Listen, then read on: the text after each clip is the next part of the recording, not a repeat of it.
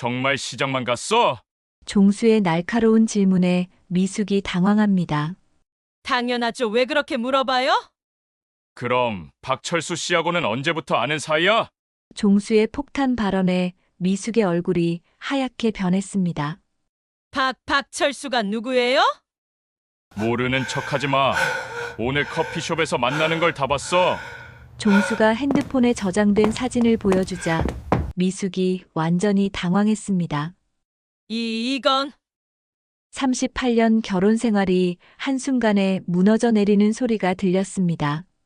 미숙이 숨겨온 거짓의 가면이 벗겨지는 순간이었죠. 종수는 가슴이 산산조각 찢어질 것만 같았습니다. 과연 이 파국은 어디로 흘러가게 될까요? 이야기 시작하기 전에 구독과 좋아요는 무료니까 꼭 눌러주시고 댓글로도 응원해주세요. 영상을 만드는데 정말 큰 힘이 됩니다. 박종수는 아침 7시에 눈을 뜹니다. 40년 가까이 몸에 밴 습관이죠. 하지만 이제 출근할 곳은 없습니다. 작년 말 정년퇴직을 하고 나서 벌써 석 달이 지났거든요.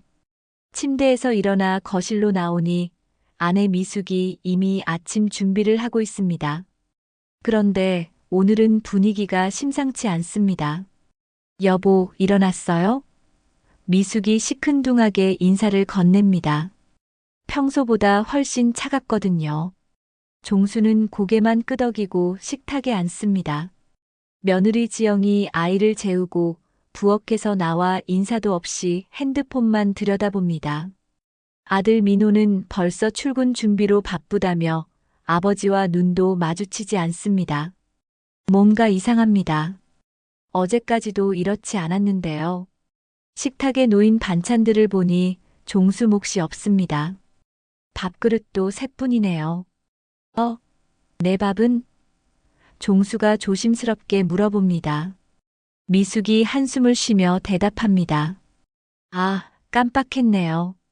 냉장고에 김치찌개 있으니까 데워 드세요. 깜빡했다고? 38년 동안 한 번도 깜빡한 적이 없던 사람이 말이죠. 아버지, 오늘 뭐 하실 거예요? 지영이 고개도 들지 않고 물어봅니다. 종수는 대답할 말이 없어 그저 묵묵히 혼자 김치찌개를 데워 먹습니다. 매일 집에만 계시지 말고 경로당이라도 다녀오세요. 답답하실 텐데요. 저희도 좀 숨이 막혀서요. 지영의 말에는 배려보다는 노골적인 성가심이 묻어납니다. 미숙이 더욱 깊은 한숨을 쉽니다. 당신도 이제 좀 밖에 나가서 사람들과 어울려요. 집에만 있으니까 우울해지는 거예요. 보기에도 답답하고, 보기에도 답답하다니. 자신이 그렇게 성가신 존재였나? 종수는 숟가락을 놓고 말하려다가 다시 입을 다뭅니다. 무슨 말을 해도 잔소리만 돌아올 게 뻔하거든요. 아들 민호가 넥타이를 매며 더욱 차갑게 말합니다. 아버지, 저희도 바쁘니까 혼자서도 시간 좀 잘 보내세요. 요즘 경로당에서 바둑도 두고 운동도 한다던데요. 아니면 일자리라도 찾아보시든지요. 일자리라고? 66세 노인이 무슨 일자리를 찾으라는 건가? 그리고 언제부터 아들이 아버지를 이렇게 대했던가? 참, 그리고 아버지. 민호가 문 앞에서 돌아서며 말합니다. 오늘 저녁에 가족회의 할 게 있어요. 중요한 이야기니까 일찍 들어오세요. 가족회의라니. 무슨 일일까? 종수는 불안한 마음이 듭니다. 설마 자신에 관한 이야기는 아니겠죠? 가족들이 모두 나가고 나면 집은 적막합니다. 종수는 거실 소파에 앉아 텔레비전을 켜지만 아무것도 눈에 들어오지 않습니다. 문득 30년 전 일이 떠오릅니다. 36살의 민호가 태어났을 때 종수는 얼마나 기뻤던가요? 우리 아들아, 아빠가 열심히 일해서 좋은 아버지가 될게. 너만큼은 행복하게 살게 해줄게. 그때의 다짐이 이제는 공허하게 느껴집니다. 그 아들이 지금은 아버지를 짐처럼 여기고 있거든요. 냉장고를 열어보니 정말 별것 없습니다. 어제까지는 종수가 좋아하는 반찬들이 가득했는데 오늘은 라면과 김치뿐이네요. 설마 일부러 빼놓은 건 아니겠죠?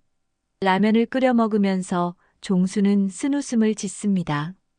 내가 왜 이렇게 살아야 하나? 37년간 한 회사에서 성실하게 일했습니다. 1987년 28살에 입사해서 2024년까지 거의 40년을 바쳤죠. 야근도 마다하지 않고 주말에도 회사 일을 했습니다. 가족을 위해서라고 생각했거든요. 민호 대학 등록금, 결혼자금, 집 장만 자금까지 모두 종수가 마련했습니다. 하지만 지금 돌아보니 무엇을 위한 희생이었는지 의문이 듭니다. 점심을 먹고 나서 종수는 동네를 산책합니다. 공원 벤치에 앉으니 같은 또래의 어르신들이 모여 이야기를 나누고 있습니다. 요즘 젊은 것들이 부모를 뭘로 보는지 모르겠어. 우리가 고생해서 키워놨더니 이제 짐짝 취급이야. 맞아, 내 아들도 그래. 퇴직하고 나니까 벌레 보듯 한다니까. 종수는 귀가 쫑긋해집니다. 자신만의 문제가 아니었나 보네요. 그래도 우리는 퇴직금이라도 있잖아. 그거라도 있으니까 아직 무시하지는 못하지. 한 어르신이 말하자 다른 분이 고개를 젓습니다. 그게 무슨 소용이야. 요즘은 그것도 자식들이 다 빼앗아 간다더라고. 노인네가 돈 관리하면 사기당한다면서 말이야. 종수는 등골이 서늘해집니다. 설마 우리 집도 그런 생각을 하는 건 아니겠죠? 집으로 돌아가는 길에 마트에 들러 저녁 반찬을 삽니다. 계산대에서 혼자 사세요? 라는 점원의 물음에 괜히 부끄러워집니다. 예전에는 미숙이나 지영이 장을 봤는데 이제는 자신이 직접 해야 합니다. 집에 돌아와 냉장고에 반찬을 넣으려다가 깜짝 놀랐습니다. 자신이 어제 사온 햄과 계란이 없어졌거든요. 어디 갔을까요? 저녁 시간 가족들이 모두 돌아와 식탁에 앉습니다. 분위기가 심상치 않습니다. 민호가 목을 가다듬으며 말합니다. 아버지, 오늘 말씀드릴 게 있어요. 종수는 가슴이 쿵쿵 뜁니다. 퇴직금 이야기예요. 퇴직금? 아버지, 요즘 세상에 노인네가 돈을 혼자 관리하시면 안 돼요. 보이스피싱이나 투자 사기가 얼마나 많은데요. 저희가 대신 관리해 드릴게요. 미숙이 고개를 끄덕이며 거듭니다. 그래요, 여보. 우리 나이에 무슨 돈 관리해요.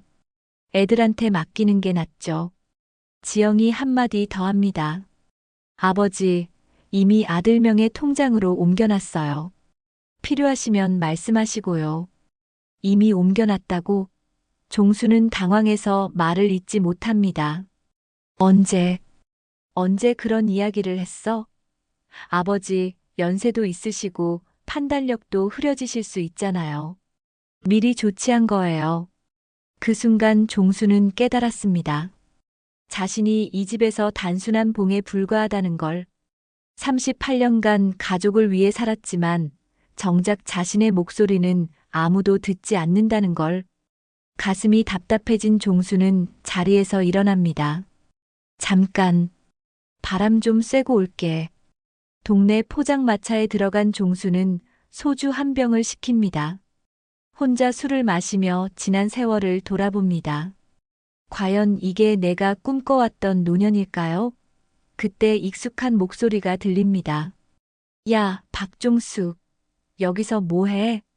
돌아보니 대학 동창이자 직장 동료였던 김창호가 환하게 웃으며 다가옵니다. 창호야, 어떻게 여기를?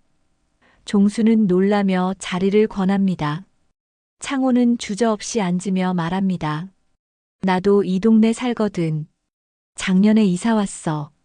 창호의 얼굴에는 묘한 여유가 있습니다. 퇴직한 지 얼마 안 됐을 텐데 왜 이렇게 밝을까요? 너 요즘 어떻게 지내? 창호가 소주잔을 들며 물어봅니다.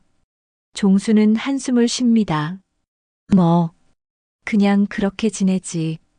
그냥 그렇게? 얼굴이 왜 이래? 뭔 일 있어? 창호의 관심 어린 눈빛에 종수는 말문이 막힙니다. 가족들은 한 번도 자신의 안부를 이렇게 진심으로 물어본 적이 없거든요.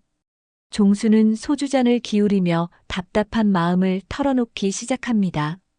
창호야, 솔직히 말하면 집에서 완전히 투명인간이 됐어. 오늘 가족들이 내 퇴직금을 아들 명의로 옮겼다고 하더라고. 창호의 눈빛이 순간 날카로워집니다. 뭐라고? 상의도 없이? 그래, 노인네가 돈 관리하면 사기당한다나 뭐라나. 이미 다 처리했다고 하더라. 종수의 목소리에는 분노보다는 허탈함이 묻어납니다. 창호는 소주잔을 탁 내려놓으며 말합니다. 야, 그게 말이 돼? 내가 평생 피땀 흘려번 돈인데. 그때 창호가 갑자기 주위를 둘러보더니 목소리를 낮춥니다. 종수야, 사실 나도 비슷한 일을 당할 뻔했어. 그런데 알고 있어?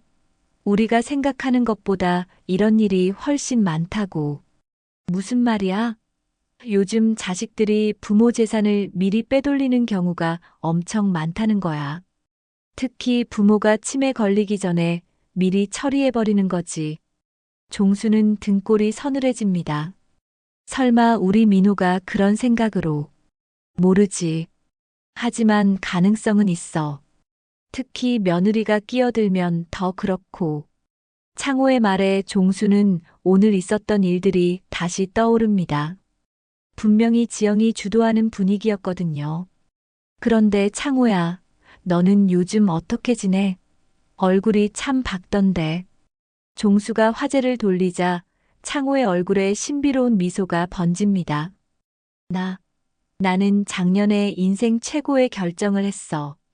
무슨 결정? 이혼했어. 종수는 깜짝 놀랍니다. 이혼이라고? 너희 부부가?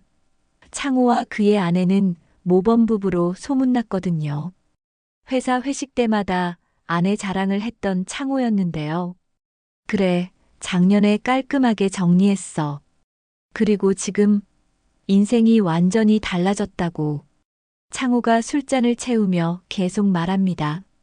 종수야, 내가 왜 이혼했는지 알아? 우리 마누라가 내 퇴직금에 손을 댔거든. 종수의 눈이 커집니다. 정말? 응, 내가 퇴직하기 한 달 전에 이미 계획을 세워뒀더라고. 아들하고 짜고서 내 돈을 빼돌릴 준비를 했던 거야. 어떻게 알았는데? 우연히 알게 됐어. 우리 아들이 술 먹고 친구한테 전화하는 걸 들었거든. 아버지 퇴직금 나오면 바로 이체시키기로 했다는 소리를 하더라고. 종수는 소름이 돋습니다. 정말 자신과 똑같은 상황이었네요. 그래서 어떻게 했어? 바로 다음 날 은행에 가서 모든 계좌를 정리했지. 그리고 변호사 사무실에 가서 상담받았어. 내 재산을 내가 지키기 위해서 말이야. 창호의 목소리에는 단호함이 묻어납니다. 그런데 이혼 과정이 쉽지 않았을 텐데. 처음에는 힘들었지. 하지만 진실이 밝혀지니까 오히려 속이 시원하더라고. 그동안 나를 속여왔다는 게 드러났거든. 창호가 씁쓸하게 웃습니다. 속였다고? 응, 우리 마누라가 동네 부동산 사장하고 바람 피우고 있었어. 그것도 10년 넘게. 종수는 할 말을 잃습니다. 그런 걸 어떻게? 탐정 고용했어. 이혼하려면 증거가 필요하다고 하더라고. 창호는 담담하게 자신의 이야기를 계속합니다. 사실 예전부터 이상했어. 나한테 관심도 없고 스킨십도 거부하고. 그런데 바깥에서는 다른 남자와 만나고 있었던 거야. 종수는 문득 자신의 아내 미숙이 떠오릅니다. 요즘 들어 미숙도 뭔가 이상하거든요. 그래서 지금은 어떻게 지내고 있어? 최고야, 종수야. 진짜 인생이 다시 시작된 기분이야. 창호의 눈빛이 반짝입니다. 어떻게 다른데? 자유야, 종수야. 진짜 자유. 아무도 간섭하지 않고 내가 하고 싶은 대로 할 수 있어. 그런데 외롭지 않아? 외로워. 오히려 결혼했을 때가 더 외로웠어. 한 집에 살면서도 마음을 나눌 사람이 없었으니까. 창호의 말에 종수는 크게 공감합니다. 자신도 마찬가지거든요. 그리고 종수야, 더 놀라운 건 여자친구가 생겼어. 뭐라고? 종수가 눈을 동그랗게 뜹니다. 67세의 여자친구. 그래, 김선옥이라는 분인데 64세야. 정말 멋진 여성이거든. 우리 서로 존중하고 배려하면서 만나고 있어. 종수는 상상조차 할 수 없습니다. 이 나이에 새로운 사랑이라니요. 어디서 만났는데? 복지관 그림 동호회에서 만났어. 나도 처음에는 시간 때우려고 갔는데 거기서 인생이 바뀐 거야. 창호의 얼굴에 행복한 미소가 번집니다. 그림 동호회. 응, 젊을 때 화가가 되고 싶었던 꿈이 있었거든. 이혼하고 나서 그 꿈을 다시 찾게 된 거야. 그리고 거기서 선욱이를 만났고, 창호가 핸드폰을 꺼내더니 사진을 보여줍니다. 이분이 선욱이야. 사진 속의 여성은 정말 아름다웠습니다. 나이에 비해 매우 우아하고 품이 있어 보이거든요. 와, 정말 멋진 분이네. 그렇지? 이분도 남편과 사별하고 혼자 지내다가 새로운 인생을 시작한 거야. 우리 서로 의지하면서 행복하게 지내고 있어. 종수는 창호의 이야기를 들으며 자신의 처지와 비교하게 됩니다. 같은 나이인데 왜 이렇게 다를까요? 창호야, 그런데 경제적으로는 어떻게 해결하고 있어? 그게 걱정이었는데 막상 해보니까 별거 아니더라. 혼자 살면 생활비도 훨씬 적게 들고 무엇보다 스트레스가 없으니까 건강해졌어. 그리고 무엇보다 내 돈을 내 마음대로 쓸 수 있다는 게 이렇게 좋을 줄 몰랐어. 창호의 말에 종수는 갑자기 화가 납니다. 자신의 퇴직금을 마음대로 가져간 가족들이 떠오르거든요. 창호야, 그런데 이혼할 때 재산 분할은 어떻게 했어? 원래는 반반으로 나누는 게 원칙이지. 그런데 상대방이 바람을 피웠으니까 위자료를 받을 수 있었어. 게다가 몰래 돈을 빼돌리려던 것도 증거가 있어서 유리했고, 창호가 종수를 진지하게 바라보며 말합니다. 종수야, 너도 지금이라도 늦지 않았어. 내 권리를 찾아야 해. 퇴직금은 내가 평생 일해서 번 돈이야. 아들이라고 해서 마음대로 가져갈 수 있는 돈이 아니라고. 그런데 어떻게 해?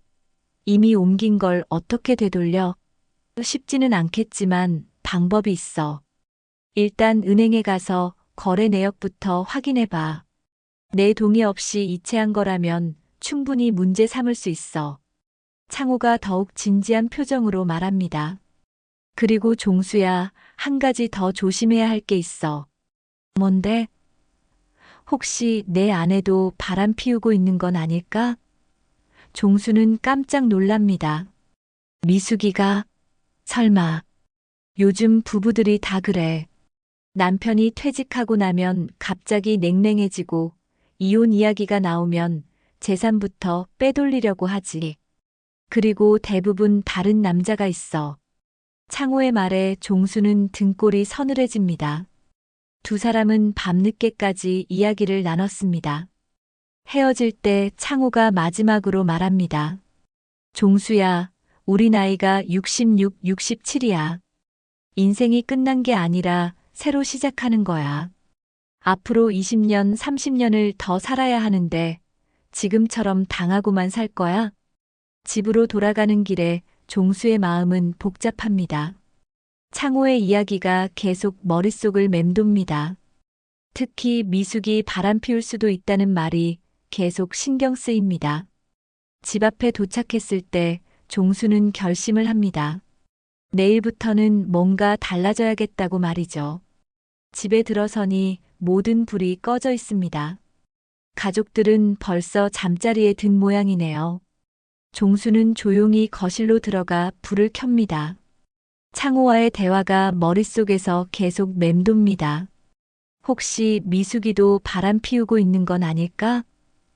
그 생각만으로도 가슴이 답답해집니다. 화장실에서 세수를 하다가 거울 속 자신의 모습을 봅니다. 언제부터 이렇게 초라해졌을까요? 66년을 살면서 이렇게 무력감을 느껴본 적이 없었습니다.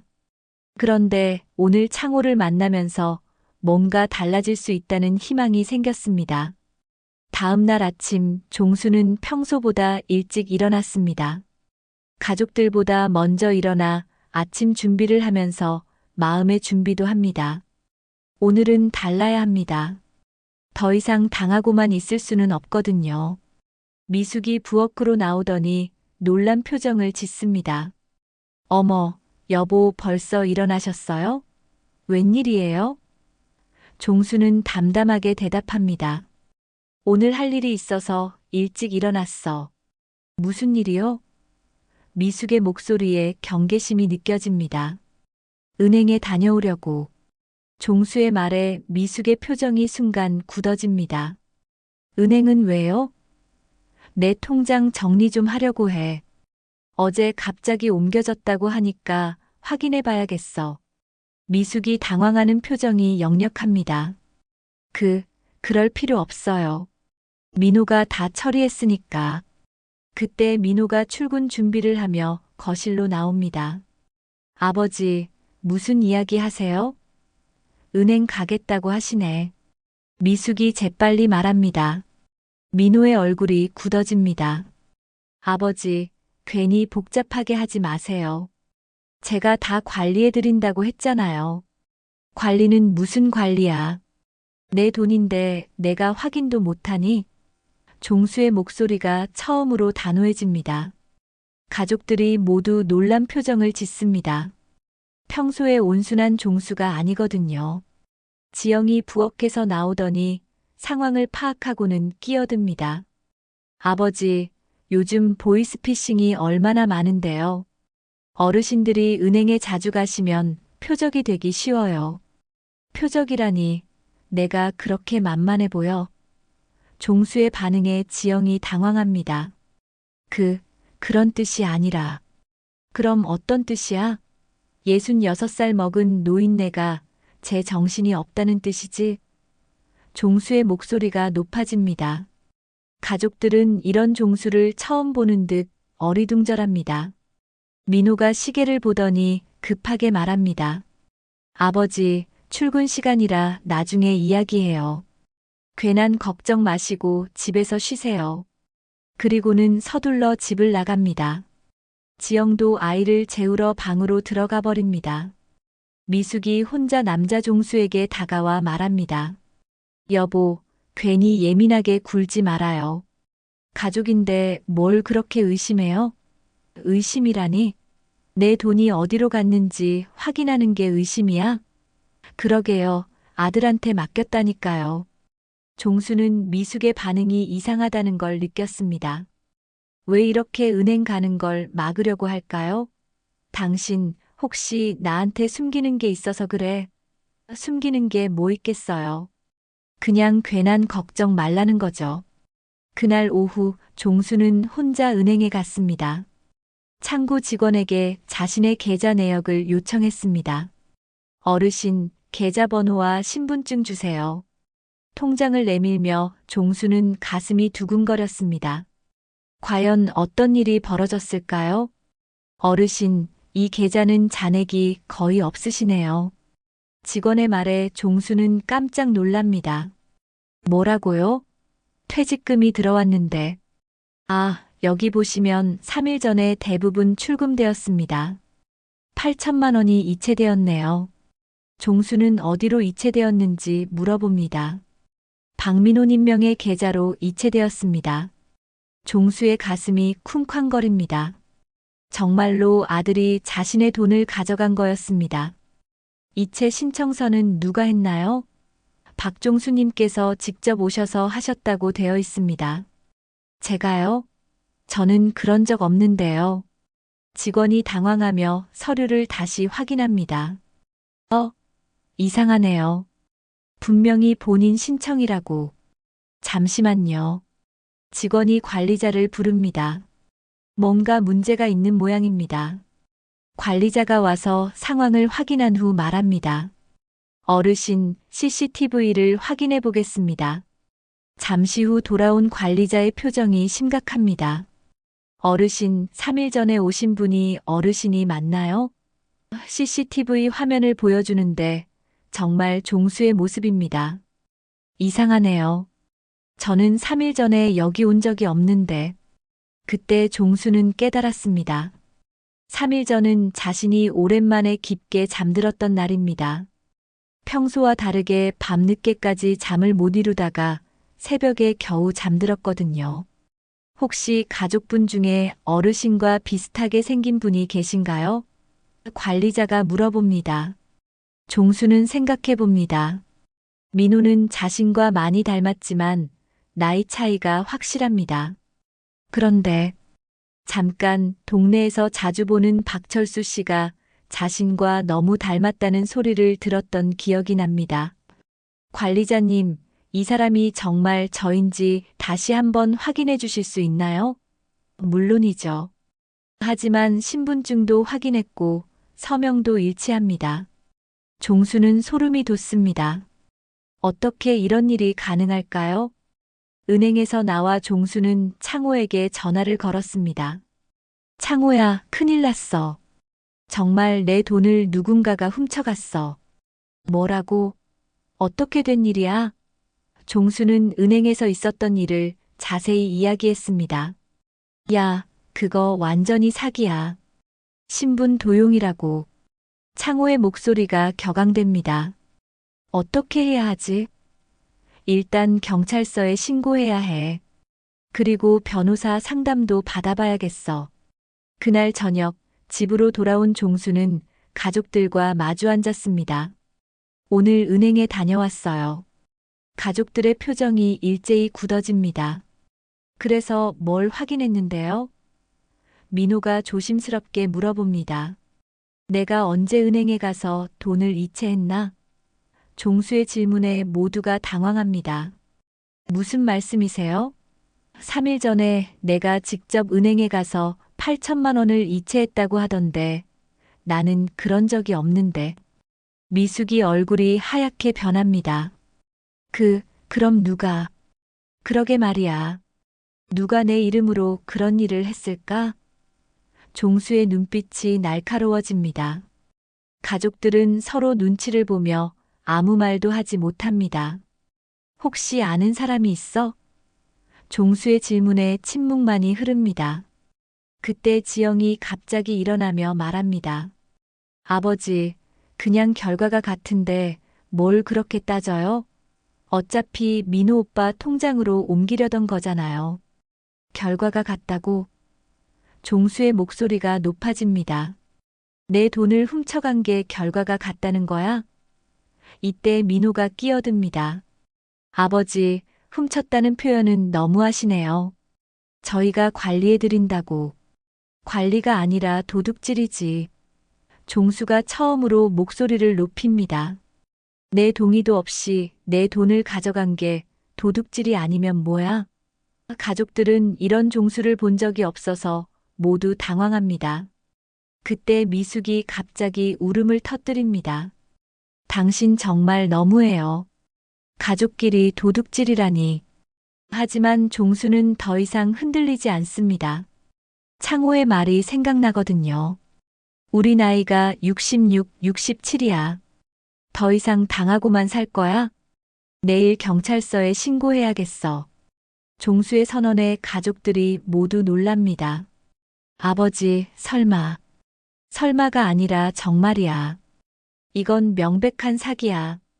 종수는 자리에서 일어나 방으로 들어갑니다. 더 이상 참을 수 없거든요. 방에서 혼자 있으면서 종수는 생각합니다. 정말 이렇게 해야 하는 걸까요?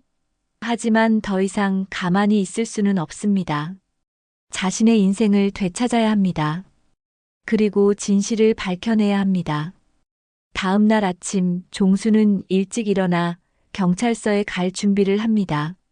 가족들은 모두 어색한 분위기 속에서 아침을 먹고 있습니다. 미숙이 조심스럽게 말을 건넵니다. 여보, 정말 경찰서에 가실 거예요? 그럼 당연하지. 사기를 당했는데 신고 안 하면 어떡해? 민호가 급하게 끼어듭니다. 아버지, 다시 한번 생각해 보세요. 가족 간의 일을 경찰서까지 가져가면 가족 간의 일이라고? 신분 도용해서 돈 훔쳐간 게 가족 간의 일인가? 종수의 단호한 반응에 민호는 말을 잇지 못합니다. 지영이 갑자기 눈물을 글썽이며 말합니다. 아버지, 그럼 저희가 정말 도둑놈이라는 거예요? 그렇게 생각하세요? 지금까지 한 행동을 보면 그렇게 생각할 수밖에 없어. 종수의 냉정한 대답에 지영이 울음을 터뜨립니다. 아이고, 이게 무슨 일이야. 미숙이 한숨을 쉬며 중얼거립니다. 그냥 조용히 넘어가면 될 일을 왜 이렇게 크게 만드는 거야? 조용히 넘어가라니? 내 돈 8천만 원이 없어졌는데 조용히 넘어가라고? 종수의 목소리가 높아집니다. 경찰서에 도착한 종수는 민원실에서 사건을 신고했습니다. 담당 경찰관이 상황을 듣더니 고개를 갸우뚱합니다. 어르신, 그런데 CCTV에는 어르신이 직접 오신 걸로 나와 있다고 하셨죠? 네, 그런데 저는 그날 은행에 간 적이 없어요. 신분증과 서명도 일치한다고 하시고, 경찰관이 난감한 표정을 짓습니다. 혹시 기억이 안 나시는 건 아닐까요? 요즘 어르신들이 가끔 제정신입니다. 종수가 단호하게 말합니다. 누군가가 제 신분을 도용한 거예요. 경찰관이 서류를 정리하며 말합니다. 일단 신고는 접수해드리겠습니다. 하지만 수사하기까지는 시간이 걸릴 수 있어요. 그리고 경찰관이 머뭇거립니다.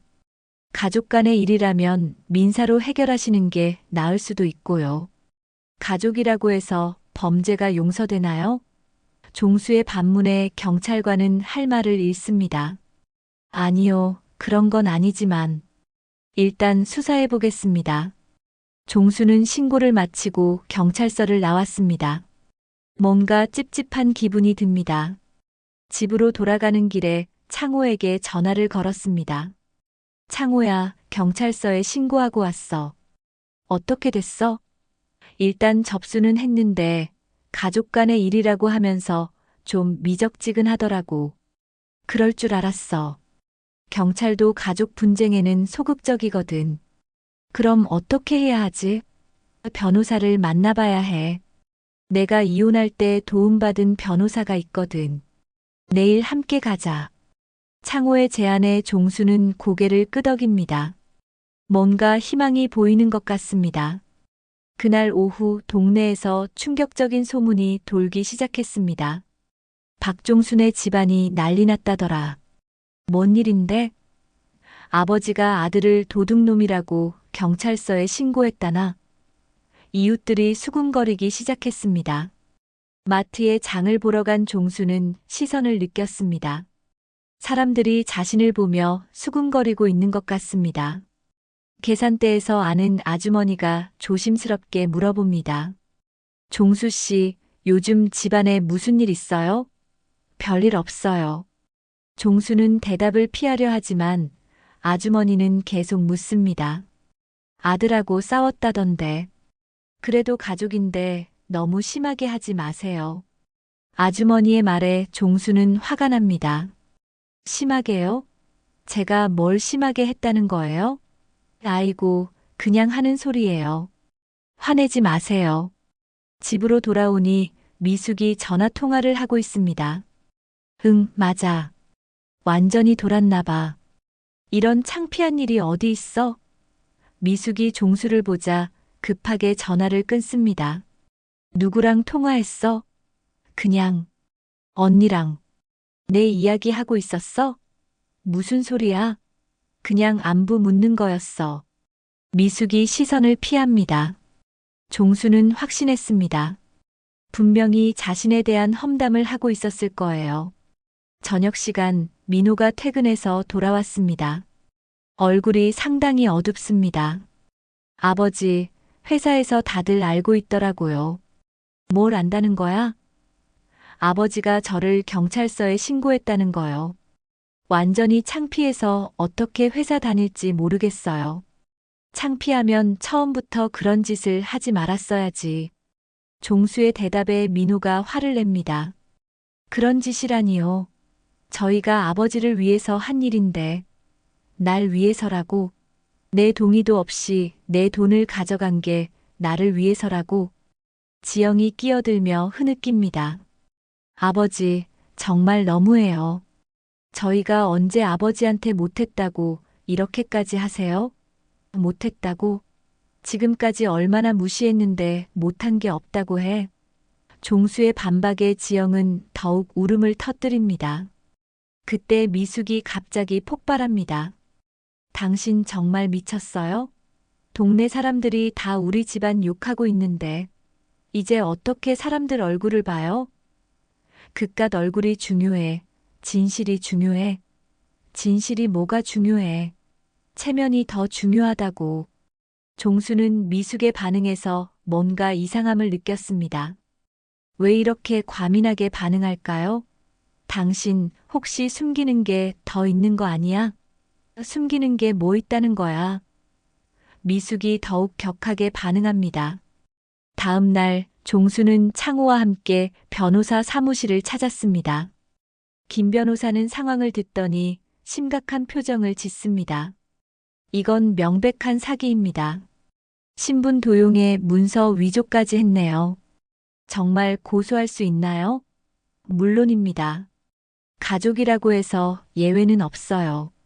그런데 변호사님, 이상한 게 있어요. 창호가 끼어듭니다. 뭔가요? 은행 CCTV에는 종수가 직접 온 걸로 나와 있다는 거예요. 어떻게 이런 일이 가능하죠? 김 변호사가 고개를 갸우뚱합니다. 그건 좀 이상하네요. 대역을 썼거나. 대역이요? 종수가 놀랍니다. 요즘 정교한 변장이나 성형으로 남의 신분을 도용하는 경우가 있어요. 아니면 김 변호사가 잠시 생각하더니 말합니다. 가족 중에 어르신과 매우 닮은 분이 계신가요? 아들이 좀 닮긴 했지만 나이 차이가 너무 나고. 종수가 말하다가 갑자기 뭔가 떠올랐습니다. 아, 그런데 동네에 저와 너무 닮았다고 소문난 분이 있긴 해요. 박철수라는 분인데 그분과 어떤 관계신가요? 그냥 동네에서 가끔 보는 정도인데. 그때 창호가 갑자기 표정이 굳어집니다. 종수야, 혹시 그분이 누구와 가깝게 지내는지 알아? 글쎄, 잘 모르겠는데. 김 변호사가 메모하며 말합니다. 일단 그분에 대해서도 조사해 봐야겠네요. 그리고 은행 CCTV를 정밀 분석해서 정말 본인인지 확인해야겠고요. 시간이 얼마나 걸릴까요? 복잡한 사건이라 몇 주는 걸릴 것 같습니다. 변호사 사무실을 나와서 창호가 종수에게 말합니다.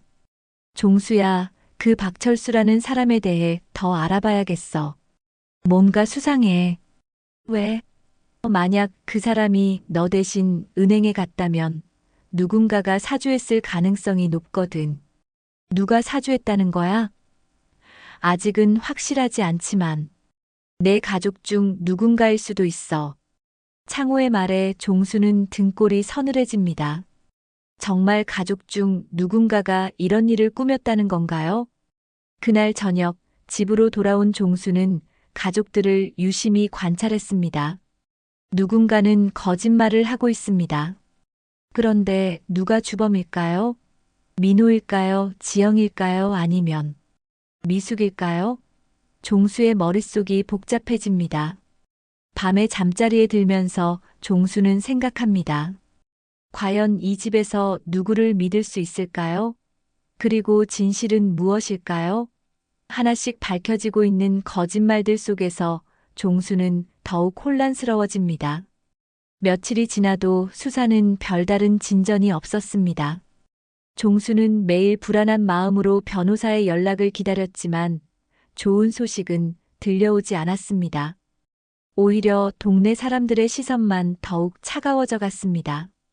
그날 오후 종수가 산책을 하고 있을 때 한 아주머니가 다가왔습니다. 종수 씨, 잠깐 이야기 좀 해요. 평소 친하게 지내던 옆집 아주머니였습니다. 네, 무슨 일이세요? 종수 씨, 혹시 아세요? 미숙이가 요즘 자주 나가더라고요. 종수의 가슴이 쿵쾅거렸습니다. 자주 나간다고요? 네, 오후마다 화장하고 예쁘게 차려입고 나가는 걸 봤어요. 어디 가는지는 모르겠지만 아주머니의 말에 종수는 머리가 하얗게 변하는 기분이었습니다. 혹시 언제부터 그랬는지 기억하세요? 한두 달 전부터인 것 같아요. 처음에는 별 생각 없었는데 자꾸 보니까 이상하더라고요. 그래서 종수 씨한테 말씀드리는 거예요. 아주머니가 걱정스러운 표정을 지었습니다. 집으로 돌아온 종수는 미숙을 유심히 관찰했습니다. 평소보다 화장을 진하게 하고 있었고 옷차림도 신경을 많이 쓴 것 같았습니다. 어디가? 종수가 물어보자 미숙이 당황하며 대답했습니다. 그냥 시장 좀 보러 가려고. 시장에 그렇게 차려입고 가나? 뭐 어때서? 나이 들었다고 꾸미면 안 돼? 미숙이 짜증스럽게 반응했습니다. 그리고는 서둘러 집을 나갔습니다. 종수는 뭔가 수상하다는 생각이 들어 몰래 따라 나섰습니다. 미숙은 시장 방향이 아닌 반대편으로 걸어갔습니다. 종수는 멀찍이 따라가며 미숙의 행선지를 확인했습니다. 놀랍게도 미숙이 향한 곳은 동네 커피숍이었습니다. 그리고 거기서 한 남자와 만났습니다. 그 남자는 다름 아닌 박철수였습니다. 종수와 너무 닮아서 동네에서 소문이 났던 바로 그 사람 말입니다. 종수는 충격을 받았습니다.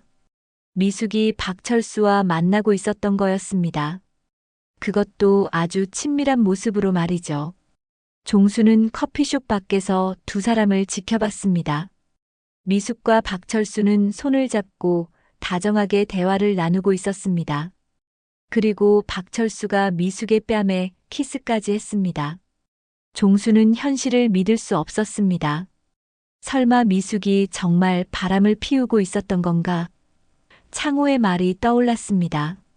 그리고 더욱 충격적인 건 박철수가 자신과 너무 닮았다는 사실이었습니다. 혹시 이 사람이 자신을 대신해서 은행에 간 건 아닐까요? 종수는 급하게 창호에게 전화를 걸었습니다. 창호야, 큰일 났어. 미숙이가 정말 바람을 피우고 있어. 뭐라고? 확실해? 내 눈으로 직접 봤어. 그런데 상대방이 박철수야. 나랑 너무 닮은 그 사람 말이야. 야, 그럼 모든 게 연결되는군. 창호의 목소리가 흥분됩니다. 그 박철수가 너 대신 은행에 간 거야. 미숙이 사주에서 말이지. 종수는 온몸이 떨렸습니다. 자신의 아내가 불륜을 저지르면서 동시에 자신의 재산까지 훔치려 했다니요. 어떻게 해야 하지? 지금 즉시 변호사한테 연락해. 그리고 증거를 확보해야 해. 사진이나 동영상 말이야. 창호의 조언에 따라 종수는 핸드폰으로 두 사람의 모습을 촬영했습니다. 그날 저녁 종수는 마음을 단단히 먹고 미숙과 대화를 시도했습니다. 미숙 씨, 오늘 시장에서 뭘 샀어요? 별거 없어요. 그냥 구경만 했어요. 미숙이 거짓말을 하고 있었습니다. 정말 시장만 갔어요? 종수의 날카로운 질문에 미숙이 당황합니다. 당연하죠. 왜 그렇게 물어봐요? 그럼 박철수 씨하고는 언제부터 아는 사이예요? 종수의 폭탄 발언에 미숙의 얼굴이 하얗게 변했습니다. 박철수가 누구예요? 모르는 척하지 마세요. 오늘 커피숍에서 만나는 걸 다 봤어요. 종수가 핸드폰에 저장된 사진을 보여주자 미숙이 완전히 당황했습니다. 이게 뭐예요? 단순한 친구 사이인가요? 미숙이 한동안 말을 하지 못하더니 갑자기 화를 냅니다. 당신이 저를 미행했어요? 미행이 아니라 우연히 봤어요. 그런데 중요한 건 그게 아니죠. 언제부터 박철수와 그런 사이였어요? 그런 사이가 뭐예요? 뺨에 키스하고 손잡는 사이 말이에요. 종수의 목소리가 높아졌습니다. 미숙은 더 이상 변명할 수 없었습니다. 알았어요. 맞아요. 철수와 사귀고 있어요. 드디어 진실이 드러났습니다. 언제부터요? 작년부터요. 당신이 퇴직하기 전부터. 미숙의 고백에 종수는 충격을 받았습니다. 자신이 퇴직하기도 전부터 바람을 피우고 있었다니요. 그럼 퇴직금 이체하는 것도 박철수가 한 거예요? 미숙이 잠시 망설이더니 고개를 끄덕였습니다. 맞아요. 철수가 도와준 거예요. 왜 그런 짓을 했어요? 당신 같은 남편과 살기 싫었거든요. 재미도 없고 대화도 안 통하고. 철수는 달라요. 나를 여자로 봐줘요. 종수는 38년 결혼 생활이 무너지는 소리를 들었습니다. 그럼 처음부터 이혼할 생각이었던 거네요. 그래요. 하지만 돈은 받고 헤어져야죠. 내가 평생 고생한 대가라고요. 미숙의 냉혹한 말에 종수는 할 말을 잃었습니다. 그때 민호와 지영이 거실로 나왔습니다. 두 사람의 큰 목소리를 듣고 나온 것 같습니다. 무슨 일이에요? 민호가 물어보자 종수가 대답했습니다. 내 엄마가 바람을 피우고 있었어. 그리고 내 퇴직금도 훔쳤고. 민호와 지영이 깜짝 놀랍니다. 엄마가요? 응, 박철수라는 사람과 작년부터 바람을 피우고 있었어. 그리고 그 사람이 나를 대신해서 은행에 가서 돈을 이체했고. 종수의 설명에 민호는 어이없어 합니다. 정말이에요? 민호가 미숙을 바라보자 미숙이 당당하게 대답합니다. 맞아. 그래서 어쩔 거야? 나도 내 인생이 있어. 지영이 눈물을 글썽이며 말합니다. 어머니, 어떻게 그러실 수 있어요? 어떻게라니. 나는 지금까지 이 집에서 종처럼 살아왔어. 이제 내 인생을 살고 싶다고. 미숙의 폭발에 모든 가족이 충격을 받았습니다. 38년간 쌓아온 가족이 한순간에 무너지는 순간이었습니다. 종수는 모든 것이 명확해졌다고 생각했습니다. 미숙이 박철수와 공모해서 자신의 재산을 빼돌리려 한 것이었습니다. 그리고 이혼 후에는 박철수와 새로운 인생을 시작하려던 것이었죠. 좋아요. 이제 모든 게 밝혀졌으니 법정에서 만나요. 종수의 선언에 미숙이 당황합니다. 법정이라니요? 사기죄와 불륜으로 고소할 거예요. 그리고 이혼 소송도 당장 시작하겠어요. 종수의 단호한 말에 집안이 아수라장이 됐습니다. 그날 밤 종수는 창고에게 전화를 걸었습니다. 창호야, 모든 진실이 밝혀졌어. 내일 변호사 만나서 소송 준비하자. 잘했어, 종수야. 이제야 진짜 내 인생이 시작되는 거야. 창호의 격려에 종수는 조금씩 희망을 품기 시작했습니다. 하지만 과연 법정에서 승리할 수 있을까요? 그리고 이 모든 일이 끝나면 종수에게는 어떤 미래가 기다리고 있을까요? 종수의 진짜 시험은 이제부터 시작되는 것 같았습니다. 다음 날 아침 집안 분위기는 최악이었습니다. 미숙은 아예 종수와 눈도 마주치지 않았고 민호와 지영은 어떻게 해야 할지 몰라 우왕좌왕하고 있었습니다. 종수는 변호사 사무실에 가기 위해 준비를 했습니다. 어디가? 미숙이 차갑게 물어봅니다. 변호사 사무실에 가서 소송 준비한다. 종수의 단호한 대답에 미숙의 얼굴이 굳어집니다. 정말 그럴 거야? 당연하지. 38년 동안 속은 게 억울하거든. 민호가 급하게 끼어듭니다. 아버지, 다시 한번 생각해 보세요. 정말 법정까지 가야 해요? 가야지. 내 엄마가 나를 배신했는데 그냥 넘어갈 수 있겠니? 종수의 말에 민호는 답답한 표정을 짓습니다. 변호사 사무실에서 김 변호사는 종수가 가져온 증거들을 살펴봤습니다. 이제 모든 게 명확해졌네요. 불륜 증거도 있고 신분 도용 증거도 있고 이길 수 있나요? 충분히 승산이 있습니다. 특히 재산 분할에서 유리할 거예요. 그런데 변호사님, 한 가지 더 확인하고 싶은 게 있습니다. 종수가 진지하게 말했습니다. 뭔가요? 혹시 이 일에 민호와 지영도 연루되어 있을까요? 김 변호사가 고개를 갸우뚱합니다. 어떤 의미에서요? 퇴직금을 민호 명의로 옮긴다고 했을 때 너무 자연스럽게 받아들였거든요. 마치 미리 계획된 것처럼요. 종수의 의심에 김 변호사가 생각에 잠깁니다. 조사해봐야겠네요. 혹시 공모했다면 더 큰 문제가 될 수 있어요. 집으로 돌아온 종수는 민호와 지영을 따로 불러 앉혔습니다. 너희들 솔직히 말해라. 엄마가 박철수와 바람 피우는 거 알고 있었지? 민호와 지영이 서로 눈치를 봅니다. 아버지, 저희는 정말 몰랐어요. 정말이야? 종수의 날카로운 눈빛에 지영이 먼저 무너집니다. 사실은 좀 이상하다고 생각했어요. 뭐가 이상했는데?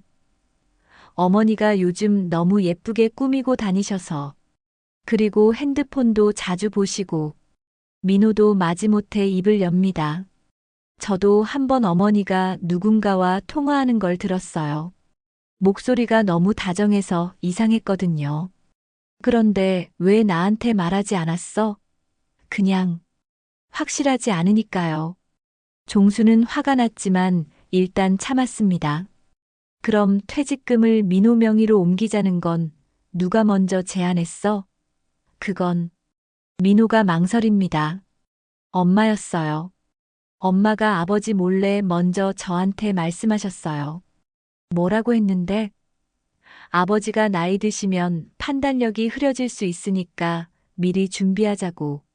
그리고 보이스피싱 같은 사기도 많다고 하시면서 민호의 설명을 들으니 모든 게 미숙의 계획이었다는 게 확실해졌습니다. 그때 미숙이 거실로 나왔습니다. 뭘 그렇게 수군거려? 내가 민호한테 미리 말해서 계획을 세웠다며? 종수가 직격탄을 날리자 미숙이 당황합니다. 무슨 소리야? 퇴직금 이체하기 전에 민호한테 미리 말했다며? 민호가 어쩔 수 없이 고백합니다. 엄마, 아버지가 다 아시는 것 같아요. 미숙의 얼굴이 하얗게 변했습니다. 민호야, 너. 엄마가 먼저 말씀하셔서 어쩔 수 없었어요. 아버지한테 미안해요. 그럼 너희들도 공범이었다는 거네.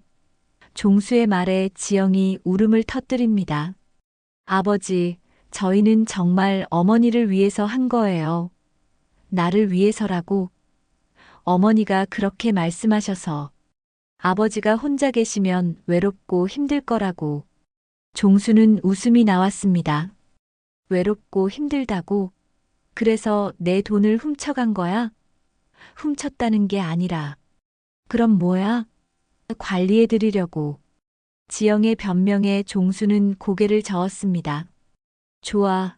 그럼 이제 너희들도 알아둬라. 나는 이혼 소송과 함께 사기 혐의로 너희들도 고소할 생각이야. 종수의 선언에 가족들이 모두 놀랐습니다. 아버지. 뭐가 아버지야? 내 돈을 훔쳐간 도둑들한테 아버지 소리 들을 이유 없어.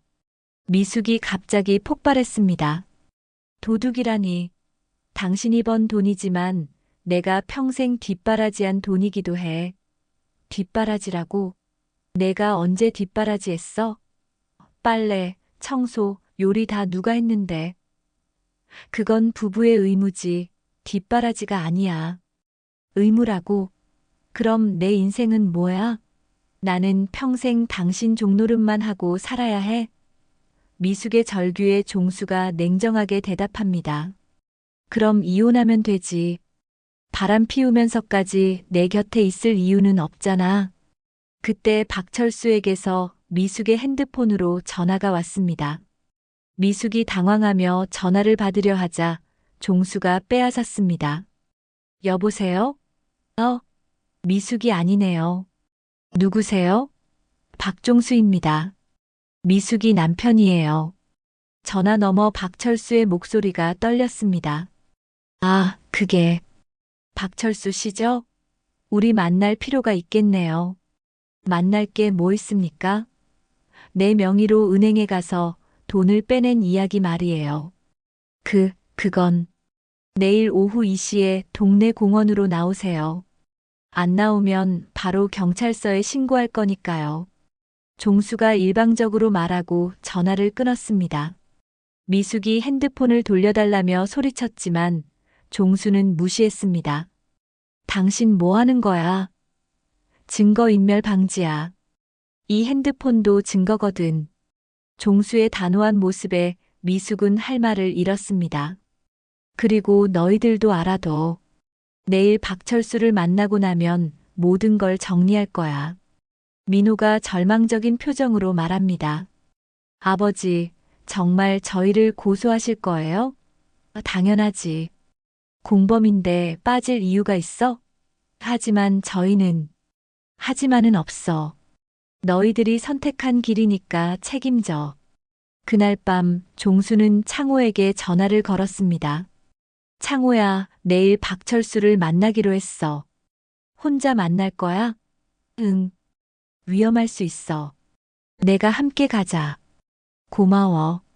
그런데 창호야, 나 이제 정말 새로 시작할 수 있을까?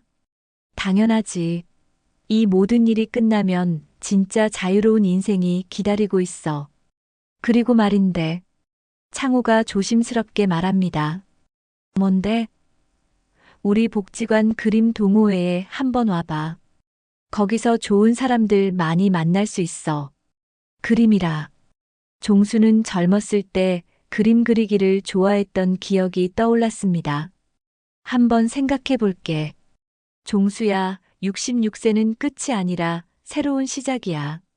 이제 진짜 내가 하고 싶었던 일들을 해봐. 다음 날이 되면 모든 진실이 밝혀질 것입니다. 박철수와의 만남에서 어떤 이야기가 나올까요? 그리고 종수는 정말 새로운 인생을 시작할 수 있을까요? 38년간 쌓인 거짓들이 하나씩 무너져 내리고 있었습니다. 종수는 잠자리에 들면서 생각했습니다. 내일이면 모든 게 끝날 것입니다. 그리고 진짜 자신의 인생이 시작될 것입니다. 두렵지만 동시에 기대되는 마음으로 종수는 눈을 감았습니다. 다음 날 오후 2시, 종수는 창호와 함께 동네 공원으로 향했습니다. 멀리서 박철수가 벤치에 앉아 초조하게 기다리고 있는 모습이 보였습니다. 가까이 가서 보니 정말 종수와 놀랄 만큼 닮았습니다. 키도 비슷하고 체형도 거의 똑같았습니다. 박철수 씨죠? 종수가 다가가자 박철수가 당황하며 일어섰습니다. 네. 그런데 이분은 제 친구 김창호 씨입니다. 증인으로 함께 왔어요. 박철수는 더욱 긴장한 표정을 지었습니다. 앉아요. 종수가 벤치를 가리키자 박철수가 어색하게 앉았습니다. 철수 씨, 솔직히 말해요. 며칠 전에 내 이름으로 은행에 가서 돈을 빼낸 거 맞죠? 박철수가 한동안 말을 하지 못하더니 고개를 끄덕였습니다. 미안합니다. 박철수의 목소리가 떨렸습니다. 누가 시켰나요? 미숙이가 부탁했습니다. 어떻게 부탁했는데? 이혼하기 전에 재산을 안전하게 보관해달라고. 자녀 명의로 옮기면 재산분할 대상이 아니라고 하더라고요. 창호가 끼어들었습니다. 그럼 미숙 씨가 법을 잘못 알고 있었다는 거네요? 그런 것 같아요. 처음에는 저한테 맡기자고 했는데 그러면 너무 노골적이라고 해서 아들 명의로 하자고. 박철수가 떨리는 목소리로 설명했습니다. 언제부터 미숙이와 그런 사이였어요? 종수의 질문에 박철수가 더욱 움츠러들었습니다. 3년 전부터입니다. 3년 전이라고요? 종수는 충격을 받았습니다. 어제 미숙이 작년부터라고 했는데 거짓말이었던 거였습니다. 3년 동안이나. 종수의 목소리가 떨렸습니다. 그럼 2022년부터라는 거네요. 죄송합니다. 미숙 씨가 남편과 사이가 너무 안 좋다고 이미 마음이 떠났다고 해서. 마음이 떠났다고요? 박철수가 계속 고백했습니다.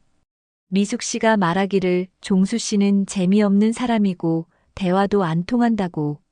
그리고 퇴직하면 집에만 있으면서 성가시게 굴 것 같다고. 종수는 가슴이 찢어지는 것 같았습니다. 그래서 이혼하고 나랑 새 출발하자고 했어요. 그런데 재산 분할 때문에 고민이라고 하더라고요. 그래서 미리 돈을 빼돌리기로 한 거군요. 네. 죄송합니다. 박철수가 고개를 숙였습니다. 창호가 날카롭게 물었습니다. 그런데 어떻게 종수 씨 신분증과 서명을 흉내낼 수 있었죠? 미숙 씨가 종수 씨 신분증 사진을 찍어서 보여줬어요. 그리고 서명도 연습하라고 해서. 연습했다고요? 네, 몇 주 동안 연습했습니다. 종수는 온몸이 떨렸습니다. 미숙이 얼마나 치밀하게 계획했는지 알 수 있었습니다. 그럼 민호도 처음부터 알고 있었나요? 아니요, 민호 씨는 몰랐던 것 같아요. 미숙 씨가 나중에 설득했다고 하더라고요. 어떻게 설득했다는 거예요? 엄마가 이혼하면 혼자 살기 힘드니까 도와달라고. 그리고 아버지도 나이 드시면 관리가 필요하다고. 박철수의 설명을 들으며 종수는 모든 진실을 깨달았습니다. 미숙이는 지금 어디 있어요? 집에 있을 거예요. 오늘 만나기로 했거든요. 뭐 하려고? 이제 어떻게 할지 상의하려고. 박철수가 조심스럽게 대답했습니다. 종수가 일어서며 말했습니다. 철수 씨, 경찰서에 가서 자수하세요. 네. 이 일은 사기예요. 형사처벌 대상이라고요. 박철수의 얼굴이 하얗게 변했습니다. 그럼 저는 어떻게 되는 거예요? 모르겠어요. 하지만 자수하면 정상 참작은 받을 수 있을 거예요. 창호가 조언했습니다. 그리고 미숙 씨와의 관계도 정리하시는 게 좋겠어요. 이미 법정 다툼이 시작됐거든요. 집으로 돌아온 종수는 가족들을 거실에 모았습니다. 박철수를 만나고 왔다. 미숙의 얼굴이 굳어졌습니다. 무슨 얘기를 했는데? 3년 전부터 바람 피웠다며? 종수의 직격탄에 미숙이 당황했습니다. 3년 전. 민호가 놀랐습니다. 엄마, 어제는 작년부터라고 했잖아요. 그게. 미숙이 말을 더듬었습니다. 거짓말했구나. 3년 동안 나를 속이면서 딴 남자와 바람 피웠어. 지영이 울음을 터뜨렸습니다. 어머니, 정말 3년 동안이나? 무슨 상관이야. 당신과는 이미 마음이 떠났다고. 미숙이 자포자기하듯 소리쳤습니다. 그럼 왜 이혼 안 했어? 왜 내 곁에서 거짓말하며 살았어? 이혼하면 재산 절반 주기 싫었거든. 미숙의 솔직한 고백에 모두가 충격받았습니다. 그래서 미리 빼돌리려고 한 거야? 맞아. 내가 왜 평생 고생한 보상도 못 받고 헤어져야 해? 종수는 38년 결혼 생활이 모두 거짓이었다는 것을 깨달았습니다. 미숙아, 우리가 언제부터 이렇게 됐지? 처음부터야. 나는 처음부터 당신을 사랑한 적 없어. 미숙의 잔인한 말에 종수는 가슴이 무너져 내렸습니다. 그럼 민호를 낳고 가정을 꾸리고 그 모든 게 연기였다는 거야? 연기는 아니었지만 의무감으로 한 거야. 사랑은 아니었어. 민호가 어머니를 바라보며 말했습니다. 엄마, 너무해요. 너무하다고. 너희 아버지가 얼마나 재미없는 사람인데. 미숙이 계속 종수를 비난했습니다. 맨날 회사 이야기만 하고 집에 와서는 TV만 보고 나하고는 대화도 안 하려고 했어. 종수는 미숙의 말을 들으며 자신을 돌아봤습니다. 정말 그랬나요? 아니면 미숙이 변명하는 건가요? 그래도 바람은 피우면 안 되는 거 아닌가? 바람이라고? 나는 진짜 사랑을 찾은 거야. 진짜 사랑이라고? 종수가 쓴웃음을 지었습니다.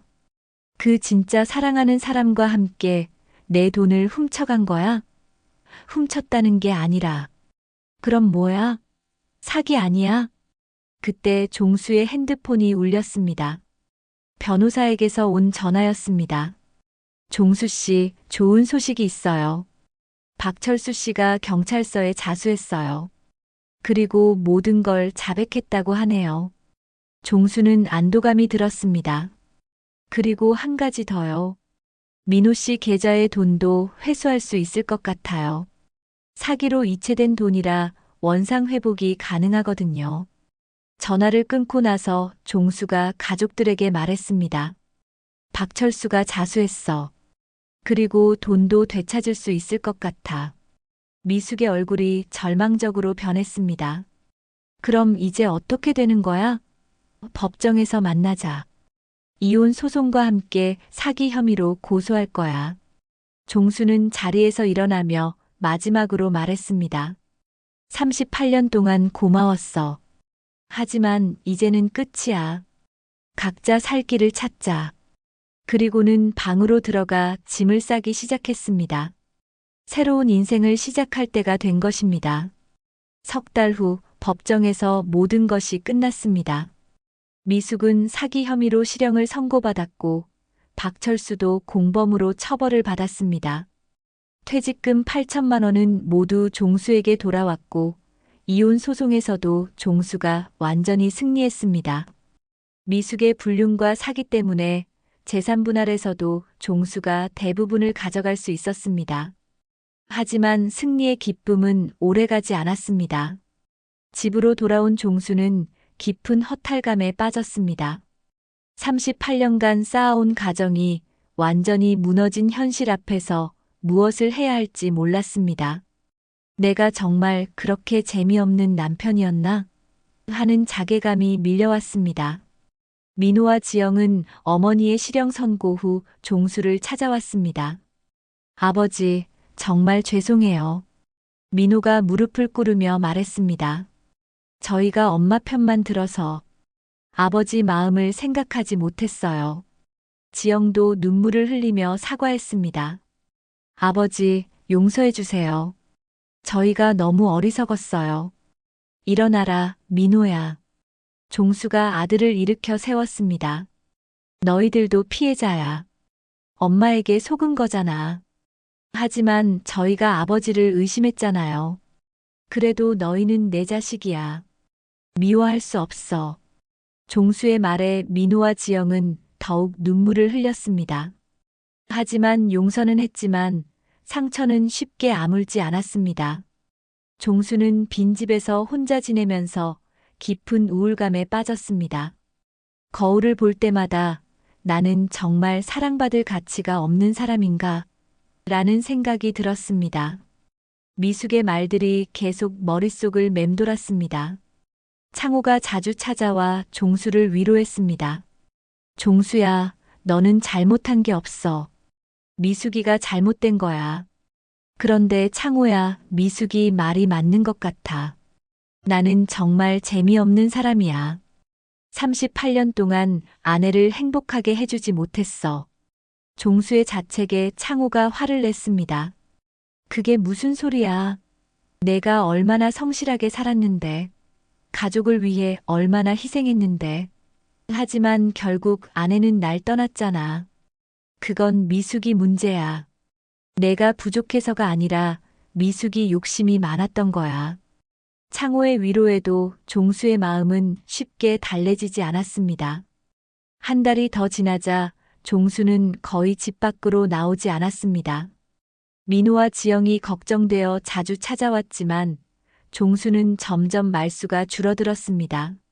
아버지, 이렇게 계시면 안 되세요. 맞아요, 아버지. 밖에 나가서 사람들도 만나시고. 괜찮다. 이렇게 사는 게 편해. 어느 날 창호가 여자친구 선옥과 함께 종수를 찾아왔습니다. 종수야, 이분이 내가 말했던 선옥이야. 선옥은 단정하고 따뜻한 인상의 여성이었습니다. 안녕하세요, 종수 씨. 창호 씨한테 많이 들었어요. 하지만 종수는 시큰둥하게 인사만 하고 말이 없었습니다. 종수 씨, 저희 그림 동호회에 한번 오세요. 그림 그리시는 걸 좋아한다고 들었는데. 선옥의 제안에 종수가 고개를 저었습니다. 저는 그런 거에 소질이 없어요. 미숙이 말이 맞아요. 저는 재미없는 사람이에요. 선옥이 따뜻하게 미소 지으며 말했습니다. 종수 씨, 재미있고 재미없는 건 다른 사람이 정하는 게 아니에요. 자신이 정하는 거예요. 그리고 누구에게나 숨어있는 재능이 있어요. 재능이라니요. 그림 말고도 많은 것들이 있잖아요. 음악, 독서, 요리, 산책. 며칠 후 창고가 또 찾아왔습니다. 종수야, 정말 마지막으로 한 번만 나와봐.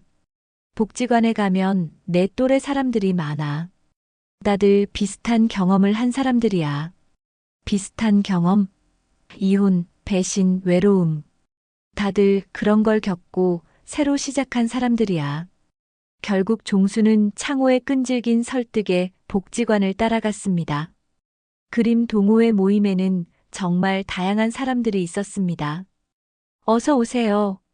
선옥이 창호의 손을 잡으며 환하게 웃으며 맞아주었습니다. 여기 앉으세요. 오늘은 간단한 풍경화를 그려볼 거예요. 처음에는 어색했지만 붓을 들고 그림을 그리기 시작하자 종수의 마음이 조금씩 편해졌습니다. 어렸을 때 그림 그리기를 좋아했던 기억이 되살아났습니다. 옆자리에 앉은 70대 할머니가 말했습니다. 어머, 종수 씨 그림 잘 그리시네요. 정말요? 종수가 놀라자 다른 회원들도 칭찬했습니다. 네, 색감도 좋고 선도 부드러워요. 재능이 있으시네요. 종수는 가슴이 따뜻해지는 것을 느꼈습니다. 오랜만에 누군가에게 인정받는 기분이었습니다. 그날 이후 종수는 매주 그림 동호회에 참석했습니다. 사람들과 이야기를 나누면서 자신과 비슷한 아픔을 겪은 사람들이 많다는 것을 알았습니다. 저도 남편한테 배신당했어요. 저는 자식들한테 무시당했죠. 하지만 이제는 행복해요.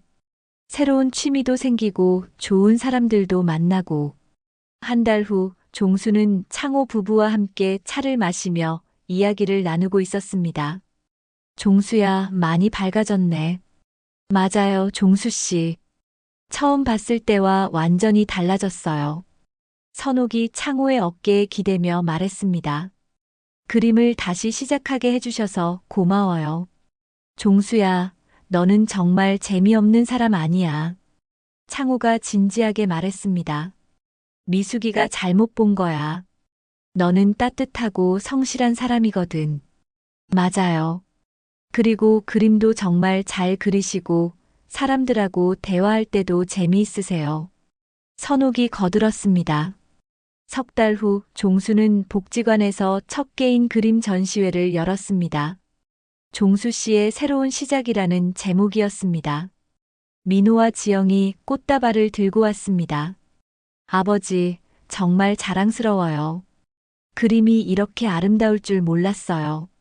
창호와 선옥이 함께 와서 축하해줬습니다. 종수야, 정말 대단해. 1년 전에는 상상도 못했을 일이지. 그림 동호회 사람들도 모두 모였습니다. 종수 선생님 최고예요. 정말 감동적인 그림들이에요. 전시회가 끝나고 종수는 혼자 그림들을 바라봤습니다. 1년 전에 절망적인 마음에서 시작해서 지금의 희망찬 모습까지 모든 감정이 그림 속에 담겨 있었습니다. 정말 먼 길을 왔구나. 종수가 중얼거렸습니다. 며칠 후 종수는 동호회에서 새로운 회원을 만났습니다.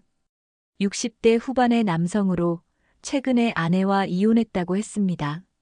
저는 정말 쓸모없는 사람인 것 같아요. 아내도 절 떠났고. 그 사람의 말을 들으며 종수는 1년 전에 자신을 보는 것 같았습니다. 그렇지 않아요. 종수가 따뜻하게 말했습니다. 저도 그런 시간을 겪었거든요. 하지만 지금은 달라요. 새로운 걸 시작하면 분명 달라질 거예요. 정말 그럴까요?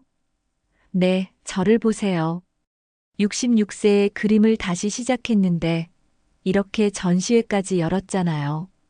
그날 밤 종수는 거울 앞에 서서 자신을 바라봤습니다. 1년 전과는 완전히 다른 사람이 서 있었습니다.